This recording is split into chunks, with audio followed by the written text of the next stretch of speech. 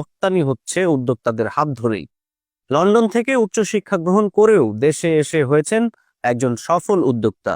তেমনই এক উদ্যোক্তা আর আসবাব বাজার নিয়ে বিশেষ রিপোর্ট জানাচ্ছেন রফিকুল ইসলাম।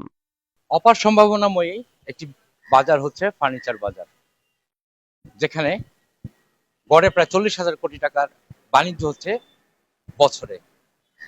এর মধ্যে ব্র্যান্ডেড তথাকথিত ফার্নিচার শিল্পের যোগান দিচ্ছে মাত্র 35%। বাকি দর্শক, কুরাইশ নিউজের পর্দায় সবাইকে স্বাগতম। সাথে আছি আমি রফিকুল ইসলাম।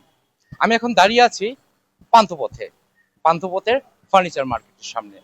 তেমনই এক উদ্যোক্তার গল্প শোনাবো আজ, যিনি বিদেশ থেকে উচ্চশিক্ষা গ্রহণ করেও হয়েছেন একজন উদ্যোক্তা। চলুন ঘুরে আসুন।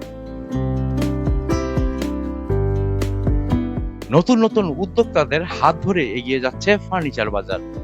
নকশায় নান্দনিক, মানে উন্নত আর টেকসই হওয়ায় দেশে বিভিন্ন ব্র্যান্ডের আসবাবপত্রের শক্ত অবস্থান তৈরি হয়েছে। তবে 40,000 কোটি টাকার ফার্নিচারের এই বাজার নিয়ে নেই কোনো নির্দিষ্ট নীতিমালা।